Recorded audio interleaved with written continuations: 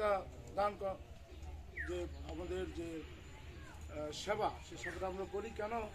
যাতে ভগবানের সম্পর্কে আমরা জানতে পারি। আমরা যেহেতু এই কলিযুগের দুর্ভাগ্যজনকভাবে আমরা কলিযুগে এসেছি, এবং কলিযুগ যদিও ধর্মযুগ, যদি ভগবানকে স্মরণ করি আর যদি ভগবানকে আমরা ভুলে যাই, তাহলে এলো আমাদের জন্য অত্যন্ত পতিত যুগ।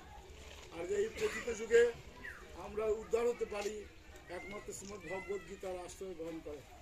তাই আমরা ইসকন পটুয়াখালীর পক্ষ থেকে আজকে আমরা আমাদের সামর্থ্য অনুযায়ী কিছু গীতা প্রদান করব। তো আপনারা আপনাদের যারা গীতা পাবেন, তাদের সন্তানরা যেন গীতা পায়, তারা যেন এটা চর্চা করে। যেমন একটা রাষ্ট্র পরিচালনায় একটা কনস্টিটিউশন আছে, ঠিক মানব জনম সার্থক করার জন্য ভগবান আমাদেরকে একটা কনস্টিটিউশন দিয়েছেন। এগুলো শ্রীমদ্ ভগবত কি গীতা।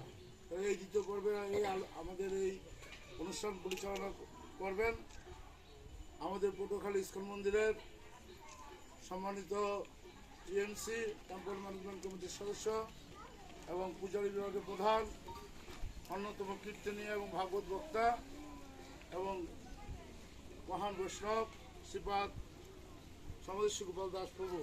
ওনাকে আমি বিনীতভাবে আজকের এই দ্বিতীয় পর্বের অনুষ্ঠান পরিচালনা করার জন্য অনুরোধ করছি।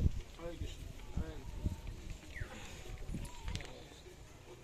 সবার মধ্যেই আমরা এই গীতা দান অনুষ্ঠানটা করছি।